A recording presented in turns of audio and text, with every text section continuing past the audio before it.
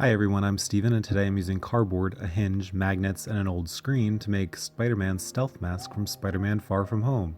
If you're curious, please subscribe, like this video, and let's get to it. To start off, trace a pair of sunglasses onto some cereal box cardboard and draw the signature Spider-Man eye shape. There are several rings or layers surrounding the lens, so draw those in too. Each layer is going to be slightly bigger than the last, kind of like a concentric circle.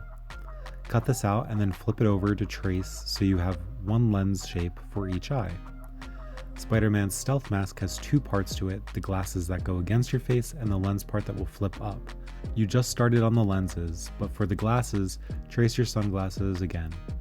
Use the lens shapes that you just cut out to help you with the proportions. The glasses are going to be slightly boxy and angular, so take your time and create the shape that you like. You will only need to draw out one side of the glasses. In order to make it symmetrical, just fold it over and trace that out. This is the easiest way to ensure both sides of the glasses are symmetrical. Once that's cut out, trace it two more times so you have three of these glasses. At least one should have a little tag at the end. This is going to help make it easier when you glue on the head strap. Anyway, glue these three glasses together and then cut out a little rectangle in the nose. To fill the hole that you just cut, take some scrap cereal box cardboard and glue it on the back of the glasses so you can no longer see through that hole, just like this. To add some decorative elements to the glasses, trace the corners onto some more cereal box cardboard, cut them out, and glue into place. I also added a little strip running down each side of the glasses, but that's totally optional and decorative. Put the glasses off to the side so the hot glue can dry. To make the lens, take the lens shape that you cut out at the beginning of the video and trace it so you have three layers for each eye. I accidentally didn't film me tracing this, but this just involves tracing the shape multiple times and making the inside portion of the eye bigger each time so the layer beneath it can peek through.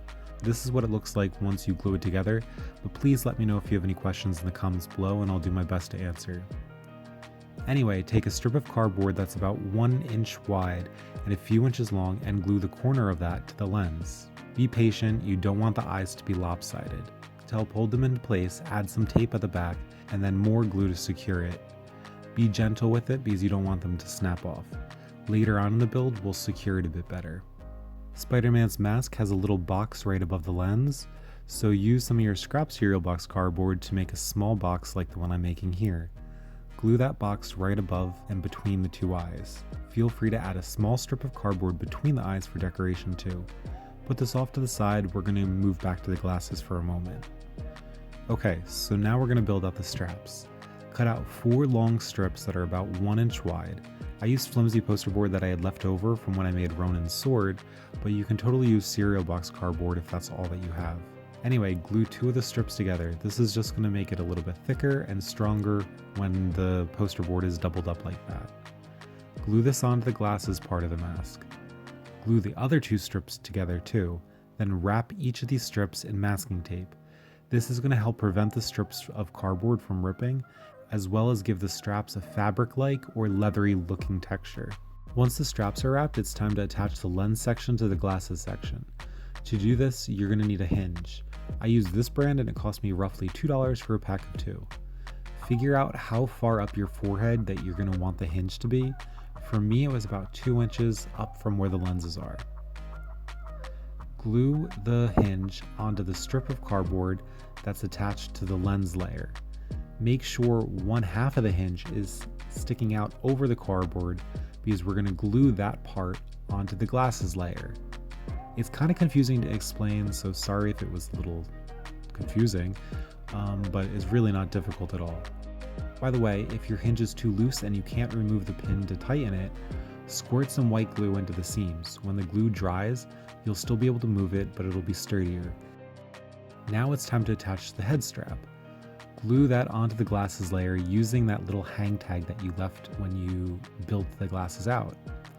You're going to need to figure out how big you want the straps to be for your own head shape. My head is kind of big, so this is what mine looks like after the top strap is glued down along the back. Looks like a fancy headlamp, right?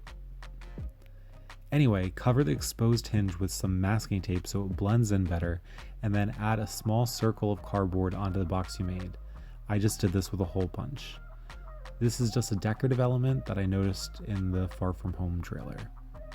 To make the actual lens, cut a piece of screen to fit in the lens opening. The screen I'm using is just from a pot strainer that I got from the dollar store, but if you have a window screen, that would be great too.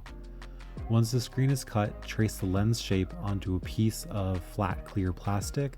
The plastic I'm using is just from an empty tub of salad, so feel free to use any flat plastic that you have. Oh, and feel free to ignore the bent wire that I have in the frame right now. I was going to use it, but then decided against it. Anyway, paint the screen with white craft paint. You're going to need about 2 layers per side in order to make it look white. While the screen's dry, glue the plastic lens onto the back of the mask. It's easier if you start with one corner and then slowly glue on the rest. Repeat for both sides.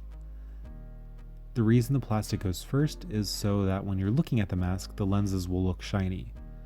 Glue on the screen, but be careful not to burn yourself because the hot glue is going to squish through all the open holes on the screen. Okay, this is what it looks like. By the way, I added some cardboard on the inside to help make it a little bit sturdier, but I didn't film it, sorry. Paint everything in black craft paint, being careful to avoid the plastic lenses. I'm going to go in with another coat of black mixed with some metallic silver to brighten the mask, but I want to keep it pretty matte since it's for Stealthy Spidey. Once I tried this on, I realized that the lenses were sticking out a bit, so I ran to the store and got these tiny magnets. It was about $3.20 for a pack of 6. I used super glue to glue them onto the corner of the lens and then the glasses. This way that they'll stick together when the lenses are down and the lenses won't stick out on the sides. For the black hood, I cobbled together a rough looking hood out of an old stretchy black t-shirt. However, I ripped the back of it when I was pulling it over my head, so I'm not going to include a tutorial on making a hood because I don't want to pretend that I know how to work with fabric and lead you guys wrong. But I will touch up the paint job and I'll be back with the finished product.